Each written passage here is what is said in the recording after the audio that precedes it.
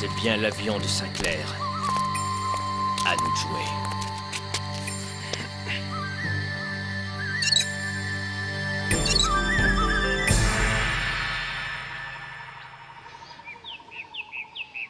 Je ne comprends pas. J'ai un cadeau pour l'empereur Swentung pour son mariage et vous m'interdisez l'entrée.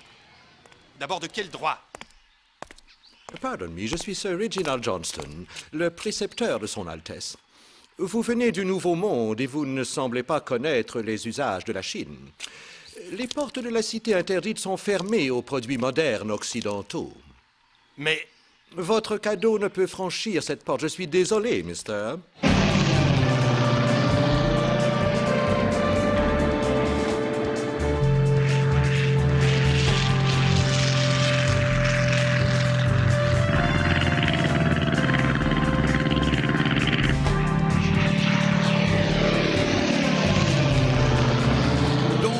Je me résume. Cette course autour du pylône sera un événement important. On a réuni les meilleurs aviateurs du moment. Eh oh!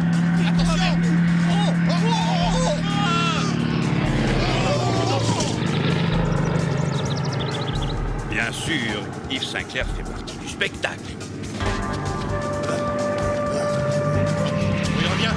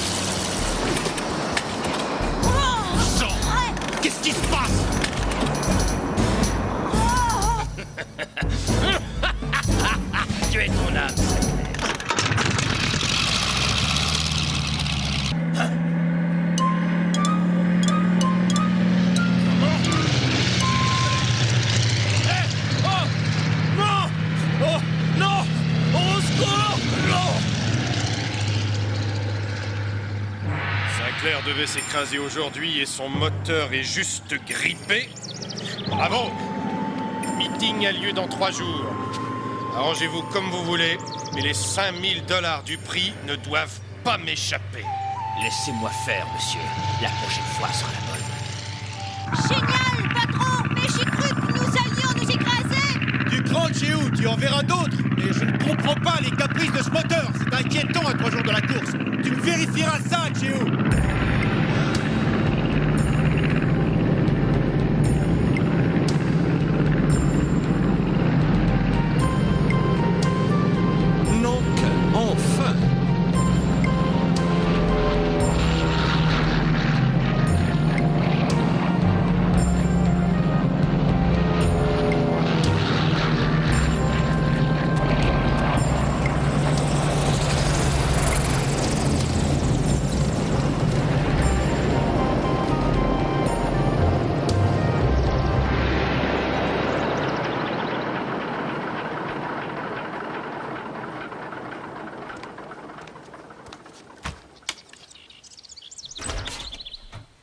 Sir Johnston, je m'inquiétais.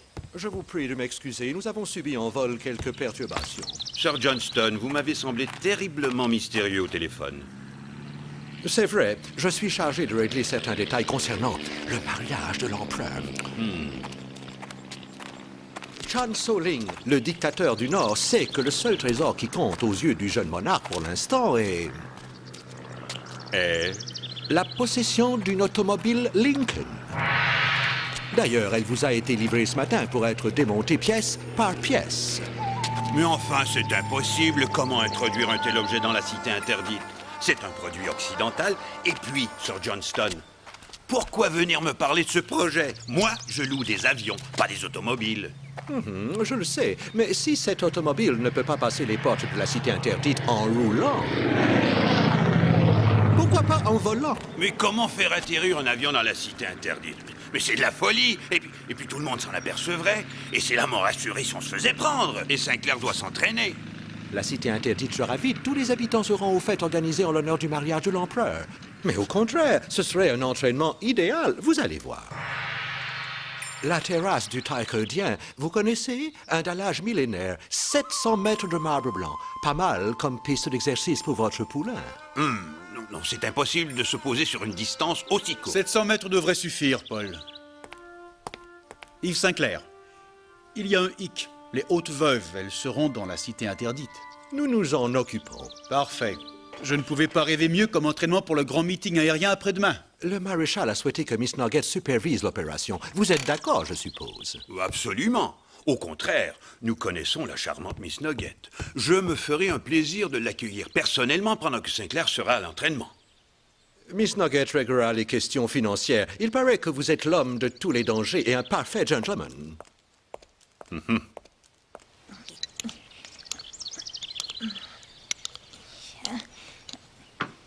Le carburateur était complètement bouché, patron. J'y comprends rien.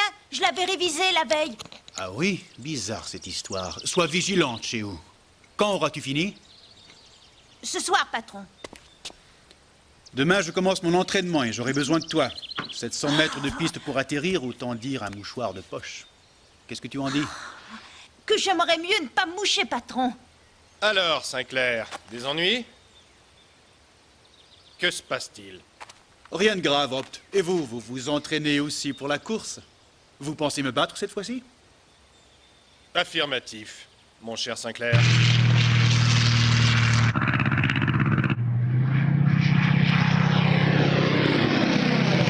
700 mètres de piste, comme la grande terrasse. »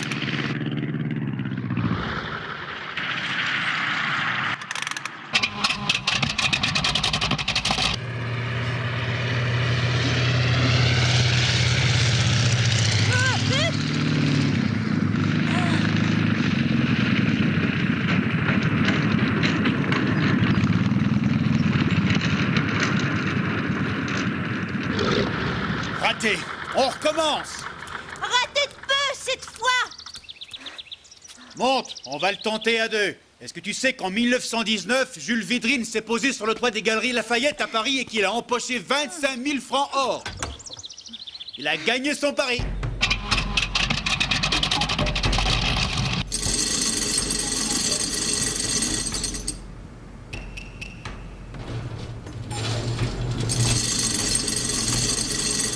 Ça y est, Blanchard. L'auto de l'empereur est en petits morceaux. Elle est pratiquement démontée. Nous allons la mettre en caisse et charger le tout dans l'avion. Et qui va assurer le remontage une fois sur place? Chéou, il est jeune, mais c'est un mécanicien de génie.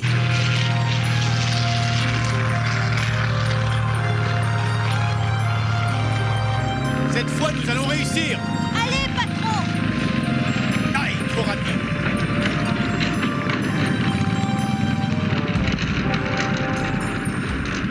Trop long. Va-t-il réussir?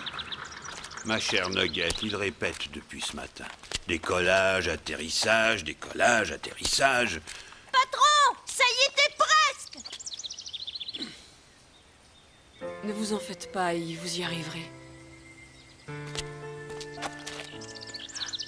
Le vicomte de Sinclair qui refait surface. On aura tout vu. J'y arriverai, mais j'espère que ce ne sera pas en bouillie. Et Yves, on peut pas se permettre de casse. Quoi qu'il arrive, c'est demain ou jamais. C'est le début des fêtes. La cité interdite sera vide. Demain soir, au crépuscule.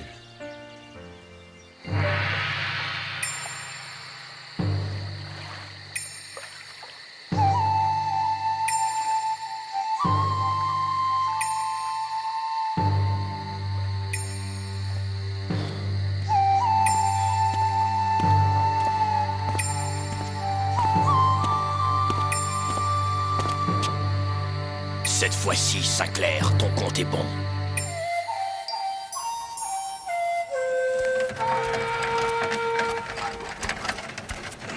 Doucement, doucement. N'allez pas abîmer la voiture de l'empereur. Allez-y, poussez les caisses au fond. Bon, tout est en ordre. À cette heure, Nugget doit être arrivé à Pékin. Bonne chance.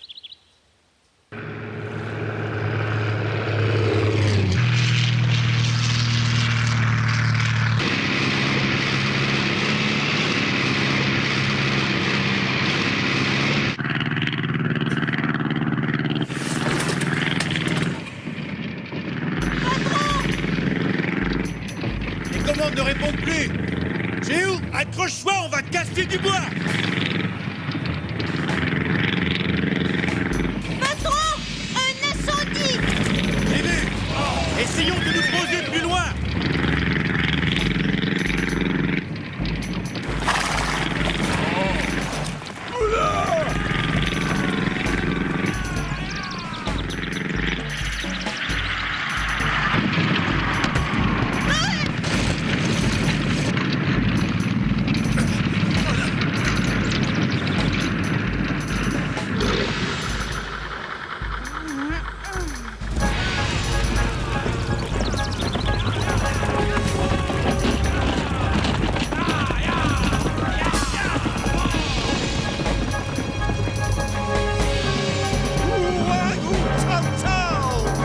Patron, ce moteur a été saboté.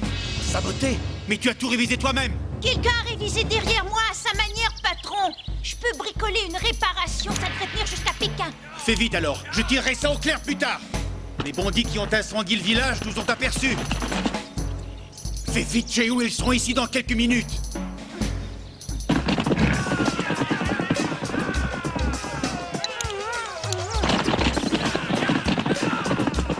peut repartir, tout est OK.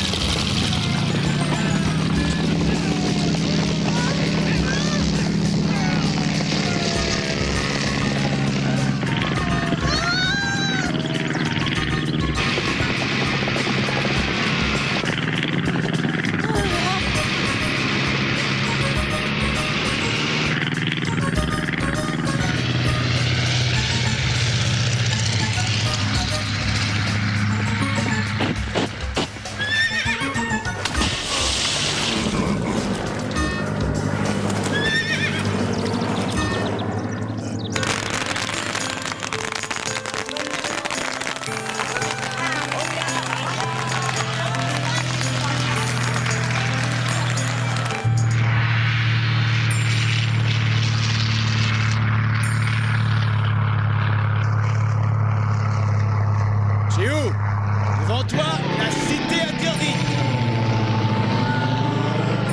Au centre, la terrasse de Taihejiang.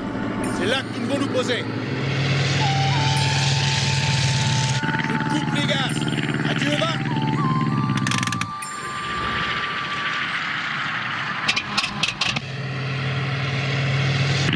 Oh, trop court, je vais percuter le mur.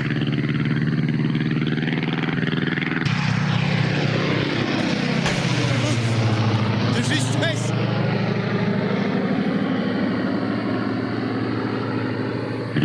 Allez, on y retourne.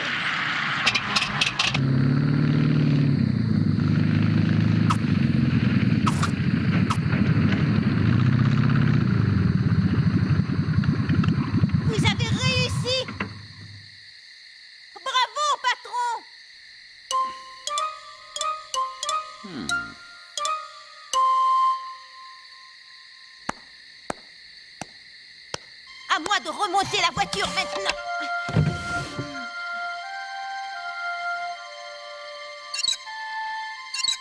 Bonne chance, Nugget. Si nous nous en sortons, je vous invite à dîner à notre retour à Nankin. Vous n'en avez pas les moyens, Sinclair. Peut-être un jour quand vous aurez fait fortune.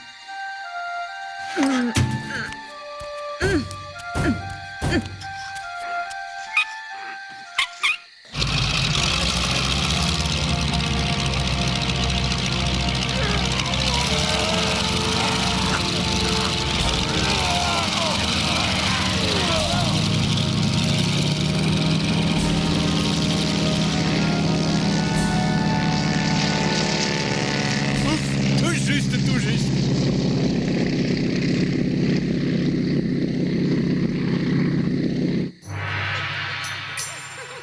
Les Hautes-Veuves. Ces vipères. Tant qu'elles papotent, elles ne sont pas dangereuses. Elles n'ont même pas entendu l'arrivée de l'avion. Si elles apercevaient l'auto, ça deviendrait le prétexte pour affaiblir l'empereur. Pour le moment, tout va bien, mais ce qui m'inquiète, c'est le réglage du moteur. Mais que se passe-t-il? Derrière vous. Le maréchal ne pouvait me faire un cadeau plus somptueux que celui-ci. Merci à vous tous. Quand puis-je l'essayer? Ah, Votre Majesté, je suis Nugget, l'envoyé du maréchal pour superviser cette opération. Et voici Chew, grand spécialiste en mécanique. Il s'inquiète que le réglage du moteur n'attire l'attention des Hautes-Veuves. Musique! Avec cette cacophonie, vous pouvez rassurer votre ami Chew. Personne n'entendra les essais du moteur.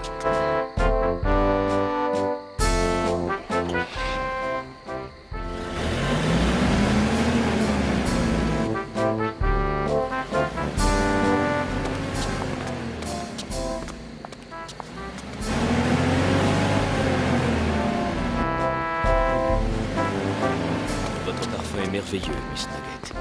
Votre Majesté...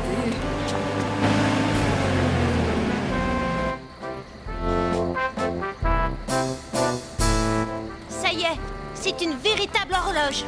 Sinclair doit m'attendre à l'aéroport de Pékin. Vous partez avec moi, Miss Nugget? Non, Chew, je dois rester car le maréchal m'a confié une autre mission. Quoi donc encore? Donner des leçons de conduite à l'empereur.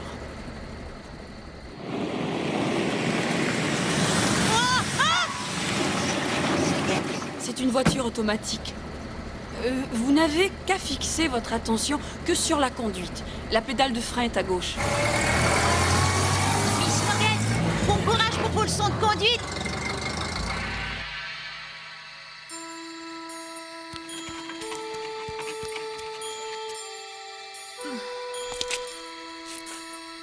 Encore à Pékin? Mais qu'est-ce que vous faites là? Petit problème, cher Nugget, je pourrais dire que je vous attendais. Les forces gouvernementales ont saisi l'avion sous un fallacieux prétexte. Peut-être que le maréchal... Hélas, Yves, le maréchal n'est pas à Pékin. Il ne sera de retour que pour la cérémonie du mariage. Nous sommes coincés ici, je le crains. Patron, si nous retournions parler avec eux... Vous enquêtez sur un vol mystérieux au-dessus de la cité interdite, mais cela ne nous concerne pas. Notre compagnie, la CCA, est honorablement connue. Nous connaissons votre compagnie. Vous êtes des mercenaires prêts à tout. Votre avion est saisi jusqu'à la fin de l'enquête.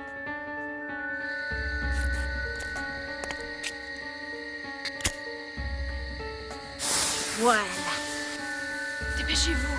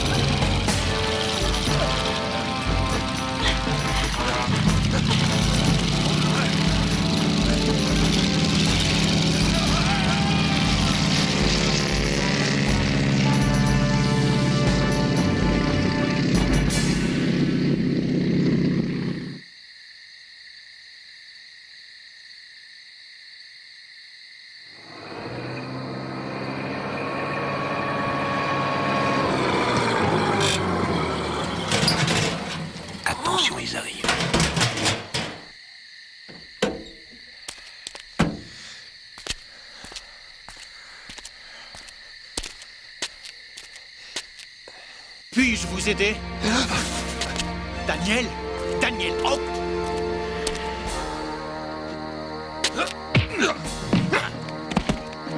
Hop, le pilote chilien. Votre principal concurrent, Yves. C'est un match magnifique entre Alessandrini et Sinclair. Et on ne saurait dire pour l'instant qui va remporter les 5 000 $ de récompense.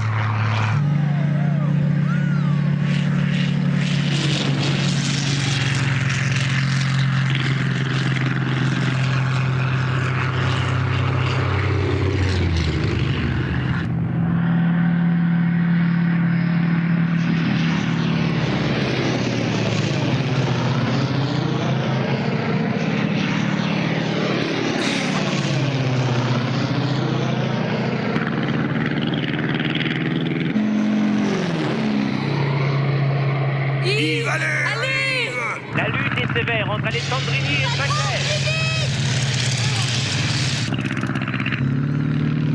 Yves Sinclair, c'est Yves Sinclair qui vient de remporter la 6e Coupe d'Or. Bravo Yves! Bravo Yves! Vous êtes le meilleur.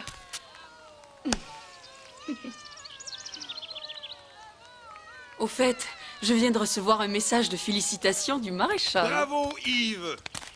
Voilà 5 000 $ qui tombent à pic. De quoi respirer quelque temps. Eh, doucement, j'ai des projets, moi. Et quel meilleur projet que la liberté, hein? Qu'en dites-vous, mon vieux?